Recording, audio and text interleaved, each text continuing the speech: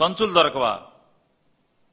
సంచులు దొరకని పరిస్థితి ఏంటంటే ఫోన్ చేయాలంట, సంచులు కావాలంటే ఫోన్ చేయాలంటే నాదెండ్ల మనోహర్ గారికి హలో అని, లేదా హాయ్ అంటే ఆయన వెంటనే ఓ అని వచ్చేస్తాడంట.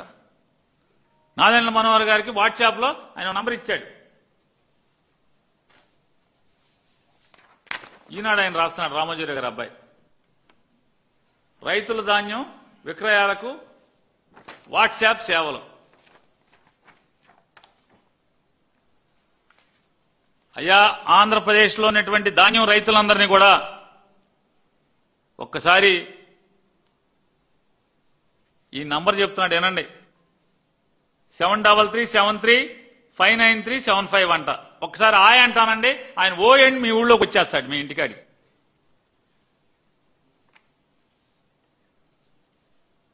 ఆయన పెద్ద స్టోరీ వేయించుకున్నాడు, పబ్లిసిటీ. ఏదో చంద్రబాబు నాయుడు 6 ఆకులు తింటే 12 ఆకులు తిన్నాడు. ఇందులో ఇంగ్లీష్ పేపర్లు అన్నింటిలో వేసుకున్నారు. ఏంటంటే Nadendla's intervention resolves farmers paddy procurement woes in Krishna జిల్లా, మా జిల్లాలోనే.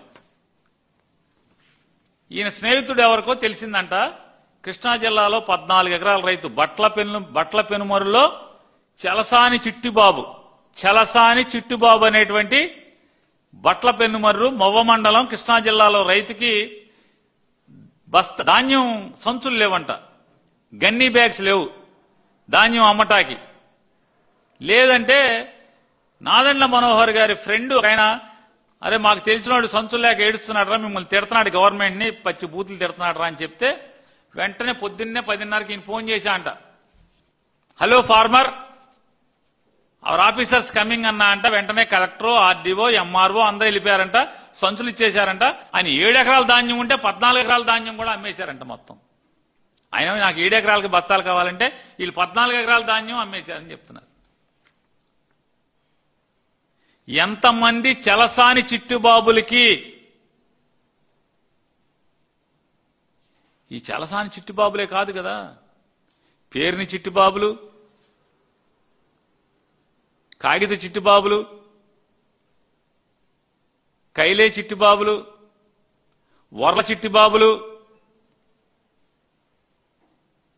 ఏగా చిట్టుబాబులు, చాలా మంది చిట్టుబాబులు ఉంటారు. వాళ్ళకి మీ చుట్టూ మాకెవడ తెలుసు, మీ స్నేహితులు మాకెవడ తెలుసు, మీ స్నేహితులకి మేము ఆయ్ అంటాం, మీరు ఓ అని మాకు పొద్దున్నే ఫోన్ చేయటం, ఇది సాధ్యమా అని అడుగుతున్నాను. ధాన్యం అమ్ముకుంటాకి బస్తాలు లేవు అనేటువంటి దుస్థితి ఉంటే జిల్లాలో ఎవరు మంత్రులు లేరు, ఎమ్మెల్యేలు లేరు. మరి ఆ ఊరు ఎమ్మెల్యే గారు ఏమయ్యారు,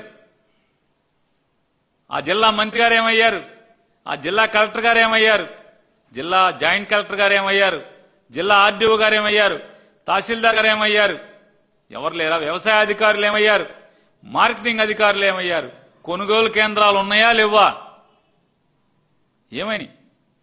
రైతు సేవా కేంద్రాలని, రైతు భరోసా కేంద్రాలని, జగన్మోహన్ రెడ్డి గారు పెట్టినటువంటి రైతు భరోసా కేంద్రాలని రంగులేసి రైతు సేవా కేంద్రం అని పెట్టారు కదా. రైతు సేవా కేంద్రాల్లో సేవలు ఉండవా? డ్యాముల్లో నీళ్లున్నాయి, రబీకి ఇమ్మని డిమాండ్ చేస్తున్నాం, రబీకి నీళ్లు ఇమ్మని చెప్పని ఇవ్వాలని చెప్పని డిమాండ్ చేస్తున్నాం వైఎస్ఆర్ కాంగ్రెస్ పార్టీ తరఫున. అలాగే మినుములకి, పెసలకి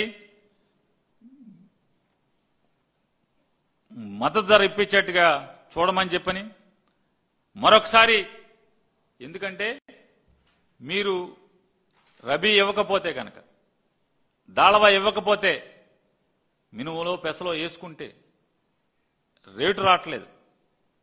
కనీసం ఆఖరికి మేము డిమాండ్ చేసేది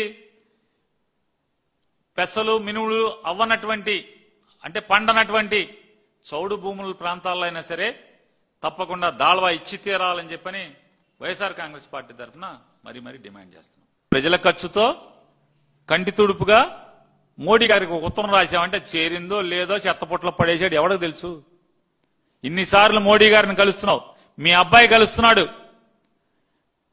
ఏమండి మా నాన్నకి చెప్పండి నన్ను ముఖ్యమంత్రి ఎక్కించండి అని మీ అబ్బాయి అడుక్కుంటాకి వెళ్తున్నాడు తప్పితే ఒక్కరోజన్నా ఈ మా రైతులకి గిట్టుబాటు ధర ఇవ్వండి, దిగుమతులు తగ్గించండి అని ఎప్పుడన్నా డిమాండ్ చేశాడా అని అడుగుతున్నాను. మోడీ మమ్మల్ని వాటేసుకున్నాడు, మోడీ మా అబ్బాయిని ప్రేమించాడు, మా చిన్నబాబుని ప్రేమించాడు అని డబ్బాలు కొట్టుకోవడం తప్పితే చంద్రబాబు నాయుడు ఎమ్మెల్యేగా 2019లో, 2004లో ఎమ్మెల్యేనేగా, 2009లో ఎమ్మెల్యేనేగా, ఏమన్నా ఏడేంటి? ఈ సిగ్గులేని మాటలు, అధికార మదంతో కళ్ళు మూసుకుపోయినటువంటి వాగుడు వాగే కంటే కూడా జగన్ గారి లెటర్లో వాస్తవం ఏముంది చదువుకోండి కాస్త. ఈ రాష్ట్రానికి మేలు జరిగేట్టుగా ఆ లెటర్లో ఏమైనా ఉన్నాయా? ఆ అంశాలు తీసుకుని భుజాన్ని వేసుకుని ఢిల్లీ వెళ్ళి ఆ పనిలో ఉండమని చెప్పని బుద్ధి చెప్తున్నాం.